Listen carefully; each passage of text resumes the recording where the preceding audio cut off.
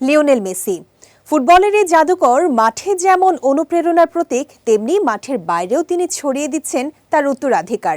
এরই ধারাবাহিকতায় ফুটবলের নতুন এক অধ্যায় শুরু করছেন মেসি। নিজের নামে এবার একটি টুর্নামেন্টই আয়োজন করতে যাচ্ছেন ইন্টার মায়ামি তারকা, যার নাম দ্য মেসি কাপ। এটি বিশ্বের প্রথম আন্তর্জাতিক অনূর্ধ্ব-16 টুর্নামেন্ট, যেখানে অংশ নেবে বিশ্বের শীর্ষ 8টি ক্লাবের ভবিষ্যৎ তারকারা। নিজের ইনস্টাগ্রাম হ্যান্ডেলে চমকপ্রদ এ ঘোষণা দিয়ে মেসি বলেন, আমি অবশেষে বলতে পারছি, প্রতিশ্রুতিশীল যুব খেলোয়াড়দের জন্য একটি বিশেষ টুর্নামেন্ট ডিসেম্বরে মায়ামিতে অনুষ্ঠিত হতে যাচ্ছে, যেখানে বিশ্বের সেরা কিছু ক্লাব অংশ নেবে। সেই সঙ্গে ওই দিনগুলোতে আরও নানা ধরনের আয়োজন রাখা হবে।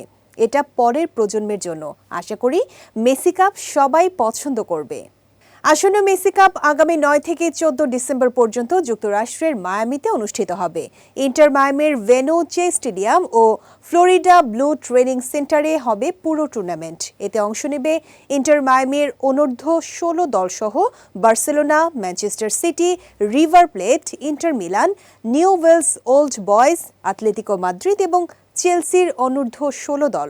6 দিন ব্যাপী এই প্রতিযোগিতায় মোট 18টি ম্যাচ হবে।